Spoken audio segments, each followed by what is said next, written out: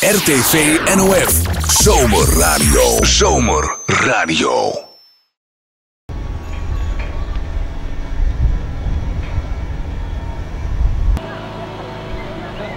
Wat voor bedrijf ga je hem hier?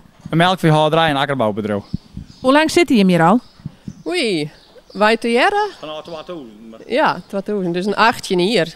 Hoeveel kan je melkstiergassen? Een dikke 50 op het heden. En we willen staren naar 100 daar, is het plan. En daarvoor wordt er dus ook verbouwd? Ja, dan is het stal een beetje verlengd.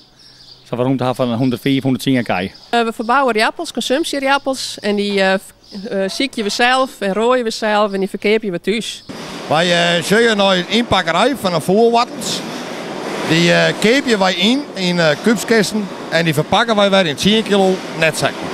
En waar worden deze wattels verbroekt? We kunnen prutten naar maneges, naar hinderhouders, echt naar snijerijen en naar gewone particulieren. Nou zeg ik dat er nog skift wordt. Wat wordt er nog uitskift? Wij halen de rottige wattels met rot ontzet, die halen wij eruit. En verder blijft alles zitten, heel en krom, dat blijft erin, maar de rot halen wij eruit. En komt er nou ook wel eens een mailtje van deze wattels in de pan op tafel?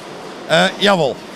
Je bent ook wel mensen die kepen die gewoon onder de door. Harry Waaksma, we zien hier voor jou een prachtige vrachtauto staan. Dit is ook een tak van je bedrijf? Ja. Sayo Schenken, dit is de dieplader, daar reden we kisten mee. Daar reden we hout mee, bouwelementen. Nou ja, verder eigenlijk alles wat erop past, dat doen we ermee.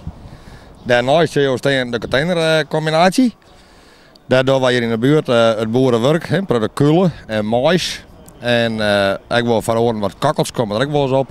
En verder alles wat er maar op kan, doen we ermee. Daarnaast daar zit de witte, daar zit een touwlijner trailer achter. Die rijdt vast bij een speelbedrijf in de polder. Dus die rijdt voornamelijk kubskessen. En daarnaast zit Wassenaar met zijn stroomtank. Daar hebben we wat samenwerking mee en vandaar dat die er zit. Ja, want je vervoeren dus ook mest. Ja, dat doen we er ook bij, ja.